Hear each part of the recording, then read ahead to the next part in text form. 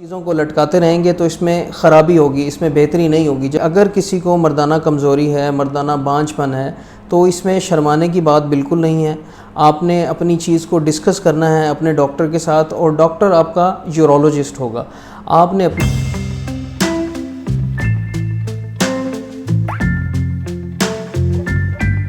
جی السلام علیکم، کیا حال ہے آپ سب کا؟ میں ڈاکٹر حارث آج پھر آپ کے خدمت میں ایک ہیلتھ سے ریلیٹڈ ویڈیو کے ساتھ حاضر ہوں۔ آج کا جو ہمارا ٹاپک ہے وہ بہت امپورٹنٹ ٹاپک ہے، اور موسٹلی جو پیشنٹ ہمارے پاس آتے ہیں وہ زیادہ تر اسی مسئلے کے ساتھ آتے ہیں۔ ٹاپک کا ہمارا نام ہے مردانہ بانجھ پن۔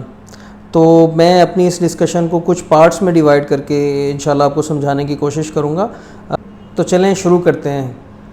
جی تو سب سے پہلے جو ہم نے بات ڈسکس کرنی ہے وہ یہ ہے کہ مردانہ بانجھ پن یا بانجھ پن کہتے کسے ہیں۔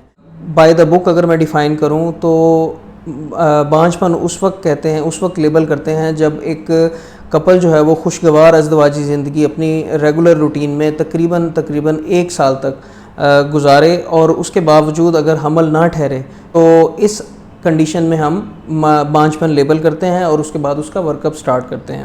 یوزولی جو ہمارے پاس مریض آتے ہیں وہ زیادہ تر ان کی شادی کو تقریباً 3 مہینے ہوتے ہیں، 4 مہینے ہوتے ہیں، 6 مہینے ہوتے ہیں۔ بہت ہی کم ایسا ہوتا ہے ہمارے پاس جو مریض آتے ہیں 1 سال کے بعد اپنے چیک اپ کے لیے یا اولاد کے لیے تشریف لے کے آتے ہیں۔ اور مریض کے ڈاکٹر کے پاس جلدی آنے کا جو مین ریزن ہے وہ ہے اس کے اوپر جو سوشل پریشر ہے۔ ہماری جو فیملیز ہوتی ہیں، ہمارے جو دوست ہوتے ہیں، دوست احباب ہوتے ہیں، وہ سب لوگ جیسے ہی شادی ہوتی ہے تو ان نوئنگلی وہ ایک پریشر کریٹ کر دیتے ہیں کپل کے اوپر کہ کب ان کو بچہ ہوگا، تو اس وجہ سے کافی زیادہ پریشان ہوتے ہیں۔ وہ لوگ یہ نہیں سمجھتے کہ ان کے ان سوال کرنے سے مریض کی نفسیاتی طور پر کس طرح کی حالت ہو سکتی ہے، تو اس وجہ سے بھی لوگ زیادہ جلدی ہمارے پاس آتے ہیں، اور ہم پھر ان کو پراپرلی کاؤنسل کرنے کے بعد بھیجتے ہیں۔ اگر کوئی پرابلم ہو تو اس کو بھی پراپرلی ڈسکس کرتے ہیں۔ جب بھی کسی کپل کی شادی ہوتی ہے تو ایک سرٹن پیریڈ آف ٹائم ہوتا ہے جس کے اندر اگر تو حمل ٹھہر جائے تو ویل اینڈ گڈ، ادروائز ایک سرٹن پیریڈ ہوتا ہے جس کے بعد ہم نے ان کی تشخیص شروع کرنی ہوتی ہے۔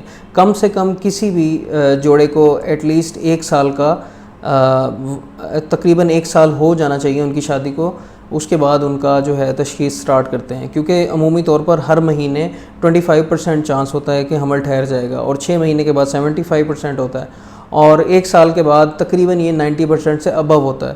تو اگر کسی کو اگر حمل ہونا ہوا تو وہ آلموسٹ 1 ایئر میں ہو جائے گا، اگر نہیں ہوتا تو پھر اس کے بعد اس کی تشخیص اور اس کا علاج سٹارٹ کرتے ہیں۔ اب ایک چیز ہم نے یہ ڈسکس کر لی کہ بانجھ پن کیا ہے۔ اب دوسری چیز یہ ہے کہ اگر کسی کو بانجھ پن ہے تو اس بانجھ پن کے علاج کے لیے کس سے رجوع کرنا چاہیے، کس ڈاکٹر کے پاس جانا چاہیے۔ بہت زیادہ مسکنسیپشن ایک اس بات پہ ہے، اگر کسی کو مردانہ بانجھ پن ہے تو زیادہ تر لوگ جو ہیں وہ عطائیوں کے پاس چلے جاتے ہیں۔ اب عطائی جو ہیں وہ بنا ایگزامینیشن کے، بنا پراپرلی ہسٹری لیے ہوئے ان کا علاج شروع کر دیتے ہیں۔ کچھ کشتے دے دیتے ہیں، کچھ جو ہیں وہ طاقت کی گولیاں دے دیتے ہیں، جس کی وجہ سے مریض کو کوئی فائدہ نہیں ہوتا بلکہ الٹا نقصان ہی ہو جاتا ہے۔ کچھ مریض تو اپنے گردے بھی فیل کروا دیتے ہیں ان دوائیوں کی وجہ سے۔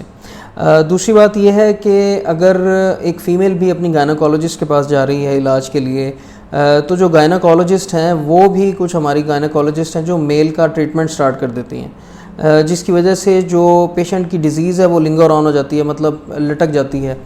تو اس سلسلے میں یہ گائیڈ کرنا چاہوں گا کہ اگر کسی کو مردانہ کمزوری ہے، مردانہ بانجھ پن ہے، تو اس میں شرمانے کی بات بالکل نہیں ہے۔ آپ نے اپنی چیز کو ڈسکس کرنا ہے اپنے ڈاکٹر کے ساتھ، اور ڈاکٹر آپ کا یورولوجسٹ ہوگا۔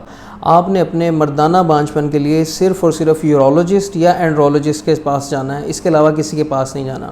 اور اگر آپ چیزوں کو لٹکاتے رہیں گے تو اس میں خرابی ہوگی، اس میں بہتری نہیں ہوگی۔ جب تک آپ کسی صحیح بندے سے ڈسکس نہیں کریں گے آپ کو کوئی فائدہ نہیں ہوگا۔ ایک اور چیز ہے، اگر معاشرے میں جیسے آپ دیکھتے ہیں اگر کسی کو بچہ پیدا نہیں ہو رہا تو زیادہ تر جو سوشل پریشر ہے، سوسائٹی کا پریشر ہے، فیملی کا پریشر ہے، وہ سارا جاتا ہے خاتون کے اوپر۔ زیادہ مشکلات کا سامنا جو ہے وہ خاتون کو کرنا پڑتا ہے، جبکہ دیکھا جائے جو 40% جو ہے بانجھ پن جو ہے اس کی وجہ ہوتی ہے عورت، اور 40% میں مرد اس کی وجہ ہوتا ہے، اور 20% ایسے کیسز ہوتے ہیں جس کے اندر دونوں کے اندر کوئی نہ کوئی پرابلم ہوتی ہے۔ اس کے بعد جو اگلا سوال آتا ہے وہ یہ ہے کہ مردانہ پنج کی کیا کیا وجوہات ہو سکتی ہیں۔ مردانہ بانجھ پن کی جو وجوہات ہیں وہ کافی ایک براڈ ٹرم ایک سمجھ لیں آپ ایسا ٹاپک ہے جس پہ ایک الگ سے ویڈیو بنائی جا سکتی ہے، لیکن وہ بہت لمبا ہو جائے گا۔ اس میں ایک موٹی چیز ہے، سب سے پہلے آپ کو پتہ ہونا چاہیے کہ سپرمز جو ہیں وہ آپ کے ٹیسٹس یا خصیوں میں بنتے ہیں۔ دماغ آپ کا سگنل بھیجتا ہے خصیوں کو اور وہاں پہ سپرم کی پروڈکشن ہوتی ہے۔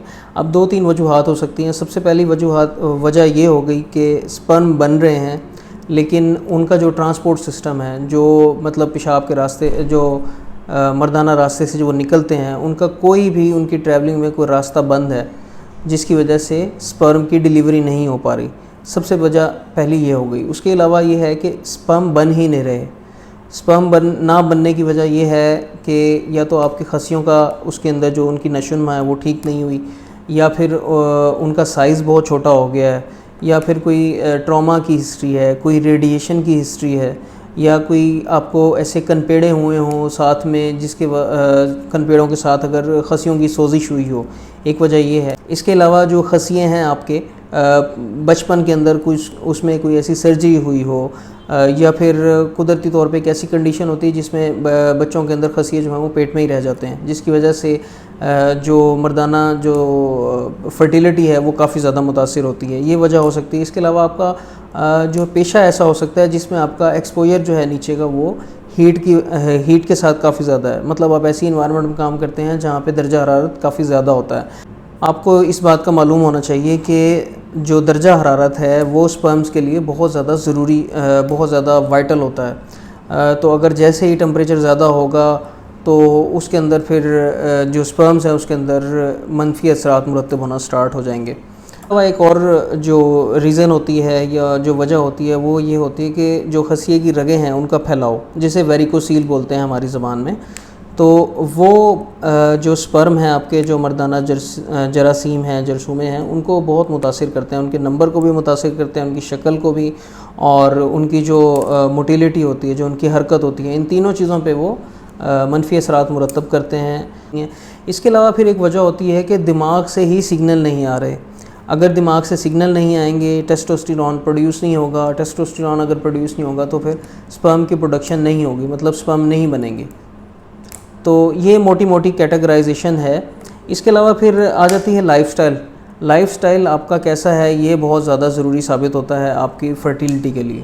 اگر آپ کا وزن بہت زیادہ ہے اور یعنی بہت زیادہ موٹاپا ہے تو تب بھی اس کا بہت منفی اثر ہو سکتا ہے آپ کے سپرم کے اوپر۔ اس کے علاوہ اگر آپ ڈائبیٹک ہیں تو ڈائبیٹک ہونے کی وجہ سے آپ کی جو تناؤ ہے اس کے اندر مسئلہ ہو سکتا ہے، جس کی وجہ سے فردر جو ہے آپ کو مردانہ بانجھ پن کا سامنا کرنا پڑ سکتا ہے۔ اس کے علاوہ کچھ ایسی چیزیں ہیں جس میں سموکنگ آ گئی۔ سموکنگ جو ہے وہ بہت زیادہ سپرم کی صحت کے لیے بہت زیادہ نقصان دہ ثابت ہوتی ہے، اور جو سپرم ایک بیسیکلی ایک پراپر ایک اینٹیٹی ہوتی ہے جس میں ہیڈ ہوتا ہے، باڈی ہوتی ہے، ٹیل ہوتی ہے، تو وہ اس کو بڑی بری طرح جو ہے وہ ڈیمیج کرتے ہیں۔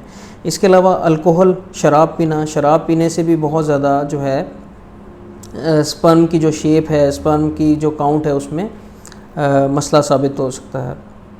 کچھ ایسی ڈرگز ہیں، مطلب کیموتھیراپی ہے، اور کچھ دوائیں اگر لانگ ٹرم سے لے رہا ہے مریض تو اس میں بھی ایسا ثابت ہوتا ہے کہ سپرم ڈیمیج ہونا سٹارٹ ہو جاتے ہیں۔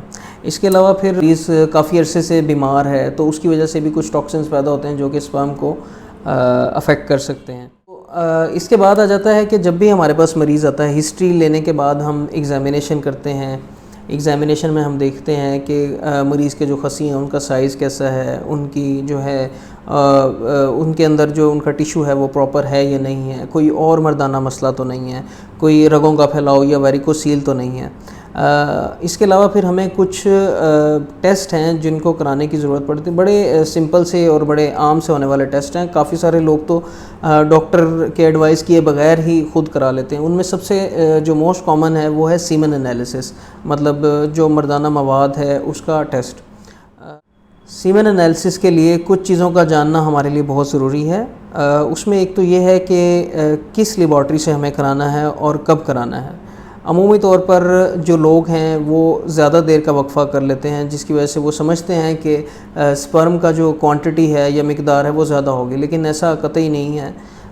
تقریباً 2 سے 3 دن کا وقفہ انف ہوتا ہے اگر آپ نے سپرم کا یا سیمن کا ٹیسٹ کرانا ہے۔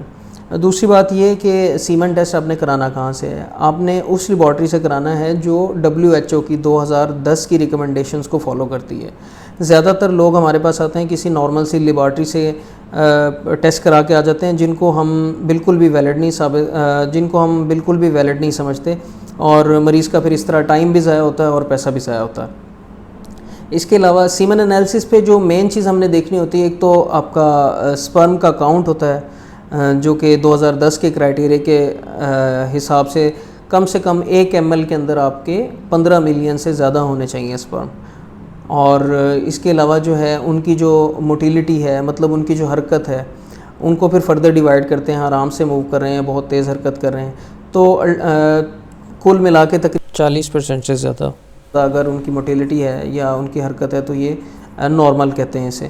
اور اس کے علاوہ پھر آ جاتی ہے ان کی شکل، جو سپرم کا جیسے میں نے بتایا آپ کو ہیڈ ہوتا ہے، اس کا سر ہوتا ہے، اس کا جسم ہوتا ہے، اس کی دم ہوتی ہے جسے ٹیل بولتے ہیں۔ اگر ان میں کوئی بھی اب نارمیلٹی ہوگی تو وہ ہمیں پتہ چل جاتی ہے سیمن انالیسس کے رزلٹ کے اوپر۔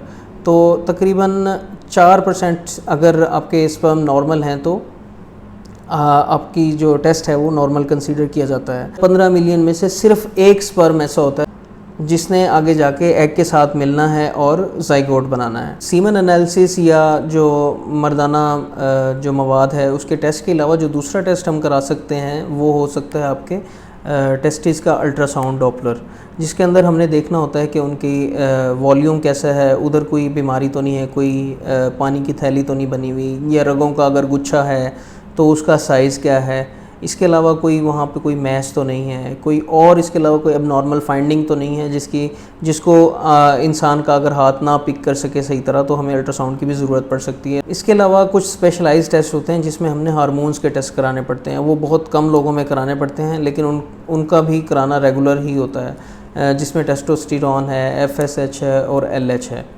یہ وہ ٹیسٹ ہیں جو ہم کراتے ہیں، جو ایڈوائز کرتے ہیں، اور اس سے 100% تشخیص ہو جاتی ہے۔ اور ان ٹیسٹوں کی بنا پر ہی پھر مریض کا جو ہے علاج وہ ہم ڈیسائیڈ کرتے ہیں۔ علاج زیادہ تر جو ہے بہت زیادہ مؤثر ثابت ہوتا ہے۔ عمومی طور پر بہت چند دوائیاں ہم دیتے ہیں، کوئی اینٹی آکسیڈنٹ دیتے ہیں، کوئی ملٹی وائٹامنز دیتے ہیں، کچھ ایسی ہیں جو سپرم کے لیے بہت اچھی ہوتی ہیں۔ اس کے علاوہ اگر کوئی پرابلم ہے جس طرح ویریکوسیل وغیرہ ہے، اس کے لیے بھی کوئی بہت لمبا چوڑا کوئی آپریشن نہیں ہوتا، چھوٹا سا آپریشن ہوتا ہے جس کے بہت اچھے رزلٹ ثابت ہوتے ہیں۔ تو میرے کہنے کا مقصد یہ ہے کہ اگر ایک مریض پراپر ڈاکٹر یورولوجسٹ کے پاس جاتا ہے تو اس کی تشخیص بھی اچھے طریقے سے ہو جاتی ہے اور اس کا علاج بھی زیادہ صحیح طریقے سے ہونے کا کافی زیادہ چانس ہوتا ہے، اور ہمارے پاس جو پیشنٹ ہمارے الحمدللہ آتے ہیں وہ بہت جلد صاحب اولاد ہو جاتے ہیں۔ تو اس ساری ڈسکشن کا جو ہمارا ٹیک ہوم میسج ہے وہ یہی ہے کہ ایک تو آپ کو سمجھ ہونی چاہیے کہ مردانہ بانجھپن کیا ہے، مردانہ بانجھپن اگر ہے کسی کو تو کس ڈاکٹر کے پاس آپ نے جانا ہے، مطلب یورولوجسٹ کے پاس آپ نے جانا ہے اور کسی عطائی کے پاس نہیں جانا ہے، یا کسی گائنیکولوجسٹ سے اپنا ٹریٹمنٹ سٹارٹ نہیں کرانا۔ اور اس کے علاوہ اگر آپ کا بانجھپن ہے تو اس میں جو آپ کو ڈاکٹر ٹیسٹ ایڈوائز کرتا ہے وہ کس لیبارٹری سے کرانے ہیں اور کس طرح کرانے ہیں، تو جیسے آپ کو ڈاکٹر بتائے ان کی ہدایات کے مطابق آپ نے چلنا ہے۔ اور اگر خدا نخواستہ کوئی تھوڑے پیرامیٹرز اگر اب نارمل بھی آ جاتے ہیں آپ کی سپرم میں تو اس میں آپ نے پریشان بالکل نہیں ہونا، اور جیسے آپ کا ڈاکٹر آپ کو ایڈوائز کرے، جیسے آپ کو ہدایات دے، ان پر عمل کرنا ہے، انشاءاللہ بہت جلدی فائدہ ہوگا۔ اور آج کل کے دور میں جیسے میں نے پہلے بھی بتایا کافی ساری ایسی ٹیکنیکس آ گئی ہیں جن کو اسسٹڈ ریپروڈکٹیو ٹیکنیکس کہتے ہیں، جس میں مردانہ جراثیم کو فیمیل ٹریک کے اندر آپ ملٹیپل جگہوں پر چھوڑ سکتے ہیں۔ اس کے علاوہ ٹیسٹ ٹیوب بیبیز ہیں، تو اس کی وجہ سے کافی زیادہ جو ہے بچے پیدا ہونے کا امکان کافی زیادہ بڑھ گیا ہے۔ آخری جو مین چیز میں کہنا یہی چاہوں گا کہ اگر آپ کو کسی بھی طرح کا کوئی بھی جنسی مسئلہ ہے تو ایسے میں آپ نے بالکل بھی پریشان نہیں ہونا، شرمانا نہیں ہے، آپ لازمی اپنے ڈاکٹر سے رجوع کریں تاکہ آپ کی جو بھی آپ کا مسئلہ ہے اس کی پراپر اور بہت جلدی تشخیص ہو سکے اور اس کے مطابق اس کا علاج بھی ہو سکے۔ آج کے لیے اس ویڈیو میں اتنا ہی، انشاءاللہ اگلی ویڈیو میں آپ سے ملاقات ہوگی۔ اپنا بہت خیال رکھیے، دعاؤں میں یاد رکھیے۔ اللہ حافظ۔